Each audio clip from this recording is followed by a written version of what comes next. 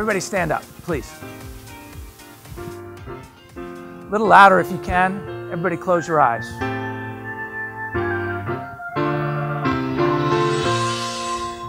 Take a deep breath in.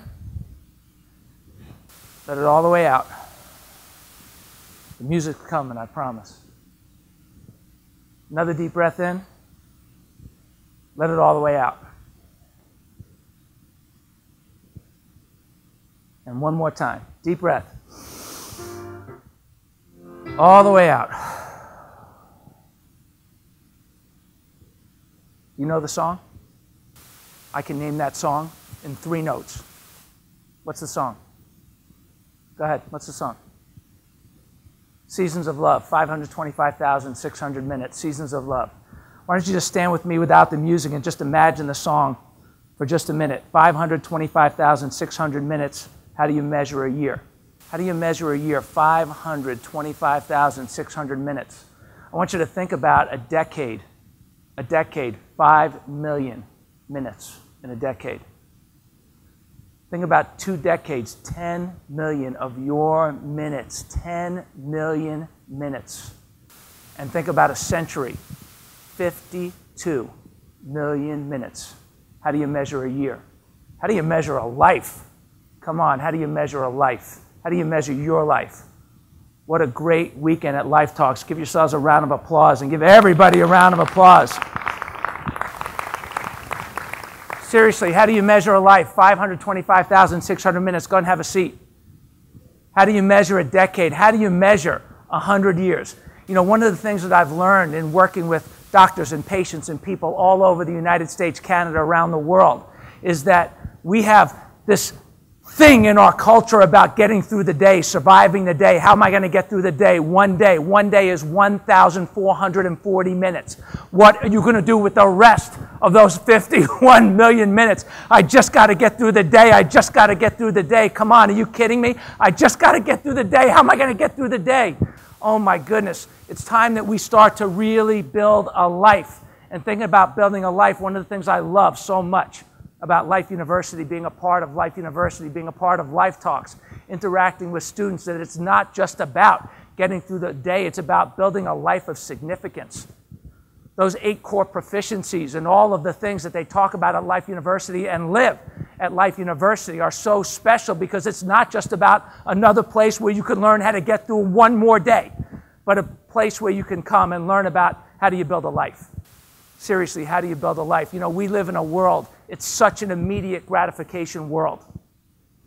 Man, let me see if I'm relevant today. How many Facebook likes can I get? Let me see if I was relevant today. Can I get more Facebook likes than the other guy? And you ever wonder that the people that seem to be really doing stuff, they're either having somebody else post for them, or they're not liking very much or posting very much because they're too busy getting stuff done. How do you build a life? How do you build a life? Come on now, we got to talk about building a life. We live in a world that is suffering from a condition called immediate gratification. You know, I think about, somebody asked me earlier, they said, hey, you know what, but what about, you know, what if you only had 24 hours to live? What if you only had 20, you know, it gets to a point where a week goes by, 2 weeks goes by, and now you're completely exhausted. You took 20 years off your life, and now you're dead broke because you used all your money to get through the day. And then what do you do with the next 10 years, 20 years, 30 years, 40 years, 50 years? We are the first generation in history. We are the first generation in history that is getting the advance notice that whether we like it or not, want to or not, we're probably going to live longer than we ever thought. We have to find a balance between that quick fix, immediate gratification. Oh my God, that's been tasting so good for 2 weeks. Now look at me. Oh my God, I get back in shape so I don't kill myself from the last 24 hours that I tried to live and now I feel like I'm dying. Come on, we got to learn how to find this balance and really build a life. There's poetry flowing out of me like crazy, so please bear with me as I go through a few poems with you, hopefully to inspire you and think about this. Life is a marathon, one sprint at a time. Take care of your body, your mind, and your spine. Do what you love and love what you do. Go for the gold. Be fearless. Be bold. Life will surprise you. The road will wind. Stand up to the challenge you're surely to find. You've got to have nerve to adjust to it all. Your 100 is coming. You make the call. We are the first generation in history. You have to start making those calls to start to build a life. It's not just about the sprint for today. It's about the marathon. And wouldn't it be great if you could make the most of every day doing what you love while you also found the balance that would support you over time? Because if you're doing what you love every day, you never feel like you're sacrificing anyway, do you? You feel like you're living. I think about this kid. I talked about him briefly yesterday, Kyle Maynard. Here's a kid that from the moment of conception, nobody knew that he was going to be born with no arms and legs. Nobody knew that he was going to be an invalid, a cripple, a malformed, whatever, mongoloid, whatever he was going to. Nobody knew. And then he was born with no arms and no legs and no fingers and no toes. And he could have very easily been thrown in the garbage can. How many babies, kids, puppies, whatever, get thrown in the garbage can because there is no hope? And thankfully, the parents of this incredible young man who I saw on ESPN, and I was so inspired by the story, I did something absolutely insane. I called him to tell him how much he inspired me. And I asked him, who's your chiropractor? And he said, I don't have one, but I need one. I said, I want to be your chiropractor. And I called him up and I started adjusting him and taking care of him. And this kid at the time was wrestling in high school and he made it to the state championships. And I told the story yesterday, but I'll tell it again because it's really amazing.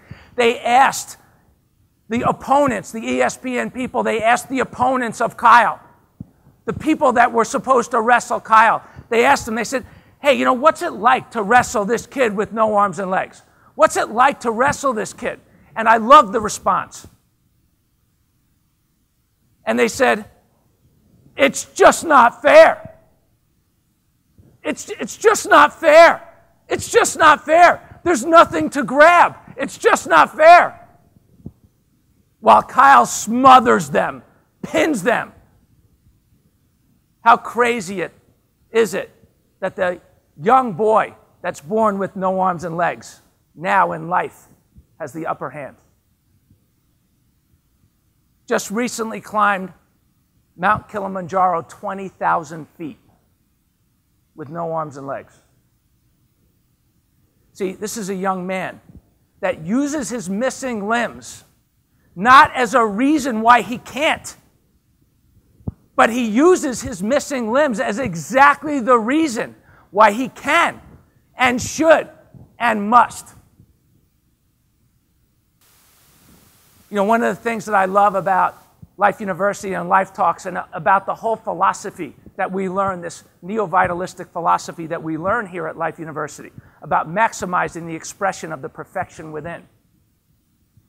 Here he is, lifting 250 pounds, setting the world powerlifting record, getting adjusted right before every lift. I adjusted him before every lift. Maximizing the expression of the perfection within, and who knows what his life potential is. But could you imagine if his life was just about 1,440 minutes and just getting through the day? Been on Oprah Winfrey, best-selling books. I think about my family, and I think about my son, who's here at Life University in 10th quarter right now. The kid who fell off the bed, landed on his head, and became paralyzed. And we're told by all the specialists, the mechanistic thinkers of the world, the specialists, that I'm sorry, but your child will never walk, never talk, and never use his arm. Thank God for mentors in my life back then, chiropractors that understand this vitalistic philosophy, people like Dr. Riekman, people like Alex Cox from the Gonstead Clinic, people like Ernie Landy, people that are mentors for years, still very good friends. Because it gave us, Lisa and I, it gave us a vision bigger than today. And now, 25 years of 1,440 minutes later, at 10th quarter, thriving here at Life University, passionate, happy, fulfilled, wanting to go help more patients, help more people in his community, wherever he winds up.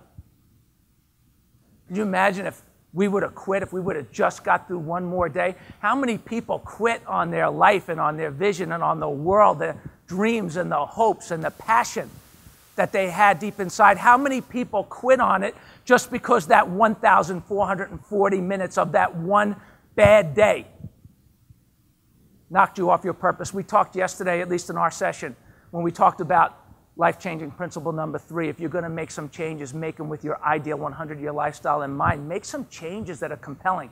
You know, what we learn here at Life Talks, none of you are the same. Everyone is different. Everyone is different. You are a completely different person than you were when you got here. It's time to make some changes. Not just a change that will get you through the day, but a change that will get you through a very exciting, compelling life. If you want to perform at the top of your game, eat healthy foods and take care of your frame. The choices you make will direct your innate to a life of decay or an optimum state. Take care of your body, your mind, and your spine. Make healthy choices that keep you in line. You've got to have nerve to adjust to it all. Your 100 is coming. You make the call. We are the first generation in history. This generation needs leaders.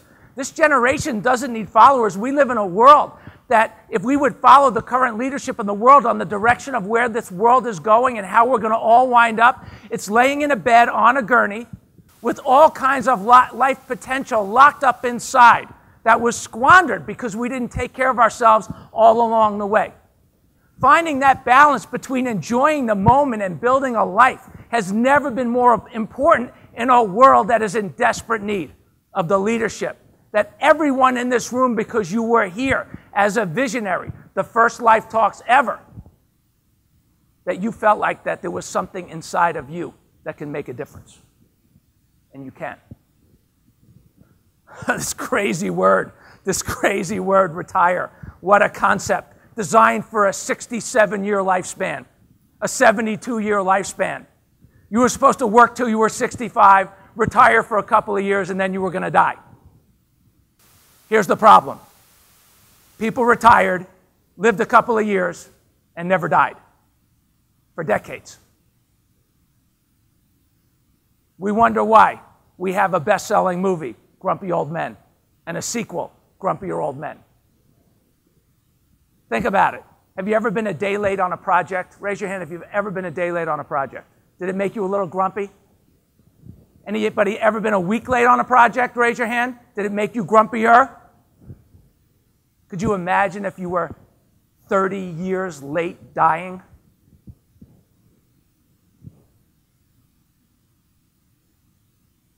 See, innate knows, but science didn't know.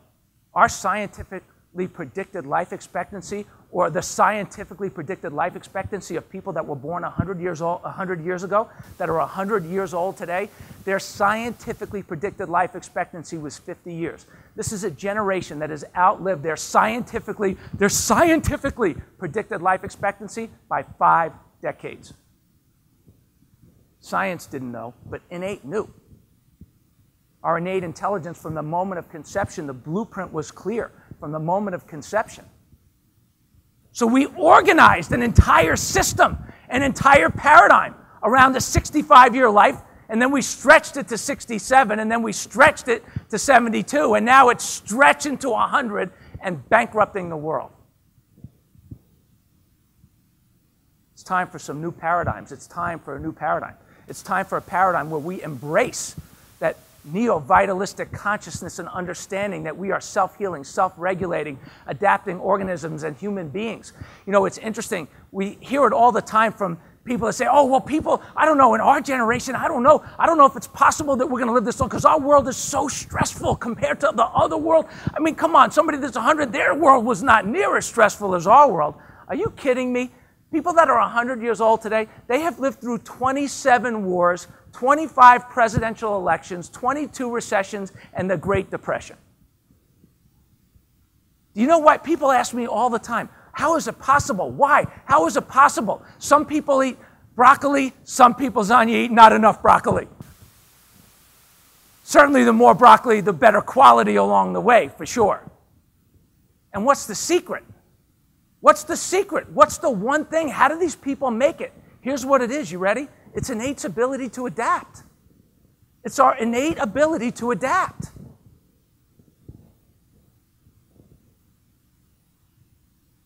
And so we, the first generation in history, you and I, we, being the first generation in history, this generation needs leaders. Life Talks, Life University, it's about developing leaders. It's about creating leaders. It's about delivering a new paradigm to the people so that they can live their best life every day. And let's see what problems in the world get solved. Because rather than laying on a gurney, we have wise people with decades and decades and decades of wisdom and experience that are laying the tracks for the generations to come. I love this photograph.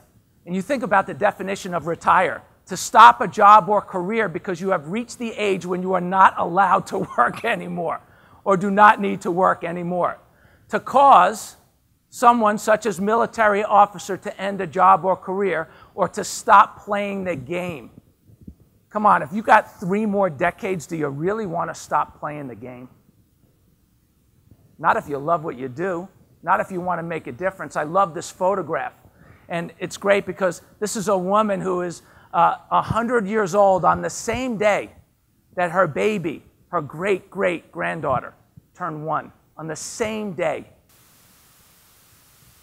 And I can imagine here at 13 years old or 12 years old or however how old she is, and I can imagine what she must be saying to this cute little girl, her great-great-granddaughter right now, right? I wonder what it's saying, and I don't know, I wasn't in her head, but it had to be something like this.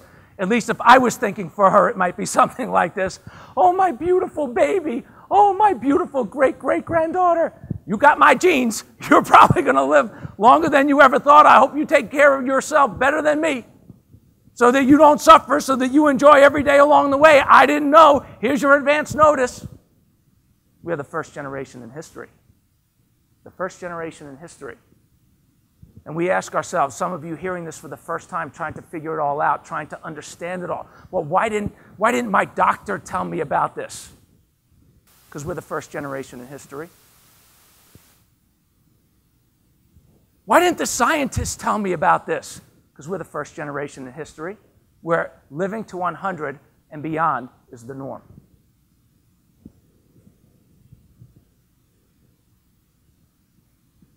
I think about Papa High, my wife's grandfather. There he is in the middle of a family picture. I remember how serendipitous is it that when the day he turned 100 and came to town for his party is the same day that I got my first ever copy of the 100-Year Lifestyle. And I remember I asked Papa High, I said, Papa High, you got to give me a quote. You got to give me a quote. You got to tell me, come on, you got to give me a quote. He said, what kind of quote? Never in a million years did I think I'd live to be 100. And I said, that's it, Papa High, that's it. Perfect. That's exactly the point. Yet Papa High built a life. Papa High built a life. He did. Papa High built a life. Speaking to younger generations, and I love so much the opportunity to interact with my family at Life University, my extended family at Life University, my brothers, my sisters, my colleagues, my friends, hardworking people, vitalistic visionaries out there in the world that are working hard every day, trying to get the world to pay attention just a little bit more, to pay attention just a little bit more. And we count on so many people like you, the people that are here from the community, that are coming and really, not just seeing our friends at Life University at an event and having a cocktail or a carrot, but actually getting to really understand what goes on here in this not-so-little university that's changing the world and why it's changing the world and the people that are attracted to this beautiful place.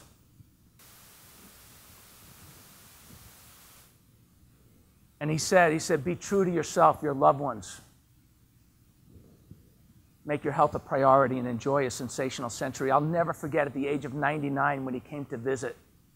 And he got a little touch of the flu. And out of a panic at 99 years old, what do you do with a 99-year-old guy with the flu? You stick him in the hospital and you want to put IV in him and everything else. And Out of fear, that's where he went. And I'll never forget 24 or 48 hours later, I'm not sure exactly the time, how he ripped those things out of his arm, got up and walked out of the hospital. My kind of guy. My kind of guy. And Papa High lived an amazing life. And he had a lot of friends, and he played cards, and he had purpose. He was involved. I'll never forget Lisa and I taking the kids down to visit, and he used to love following the kids around chasing the duckies. This 97-year-old guy or 94-year-old guy, and he'd be right behind them as they chased the duckies. It's so much more about than 1,440 minutes. It's about building a life. You know, we talk at Life University, there's a lot of talk about leadership, and honestly, it's not just a lot of talk. There's a lot of walk in the talk at Life University about leadership.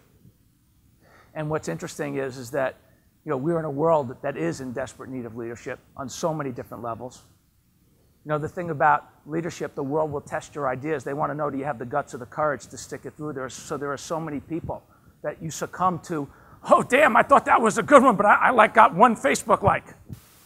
Come on now, we got to be much bigger than that. We got to know. We got to surround ourselves with really great people, get involved, and be the best that we can be along the way, developing ourselves as leaders. This is an amazing video. If you can start to play this video, and I'm going to talk to you through this video. This is a video of a woman who is 102 years old, laying in bed in a nursing home, and they found a picture of her, a movie of her as a dancer when she was younger. So I want you to watch her. They're surprising her right now, and I want you to watch her reaction when she starts to see herself dance when she was in her 20s and 30s. All these old soundies. Okay, that's good. It's about 7 minutes long. You can watch the rest of it if you go to the 100 Year Lifestyle fan page. We posted it up there for you. It's pretty special. Here's the thing. At what point did you stop dancing? And do you realize how much dancing you have left inside? And how many minutes of dancing? You know, if you have 3 more decades, 4 more decades, 2 more decades worth of dancing, 5 more decades, some of you 8 more decades of dancing left. Come on, we need to dance. We need to dance. I'm going to leave you this one thought because I know that there are some of you that maybe life has been hard on you and maybe you've had challenges along the way and you have felt like quitting. Maybe you felt like the world hasn't been fair, or maybe you feel like there was never enough or it's never enough. And you know, it's interesting. I think about Kyle Maynard. Where would he be if he didn't quit? I think about Jacob. I think about Lisa. Where would they be if they would have quit? So I wrote this poem at a time when I felt like quitting. And it goes something like this, and I hope it touches you. When the going gets tough, it's called Where Does Quit Fit? And it goes like this. It says, when the going gets tough, the tough get going. When the tough get going, things begin to change. When things begin to change, the tough keep going. When the tough keep going, they begin to build momentum. When the tough build momentum, things become great. When things become great, the tough grow humble.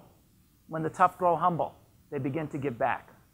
When the tough give back, they often wonder what took them so long to get going. Change. Keep going. Build momentum, become great, grow humble, and give back. Where does quit fit in this story?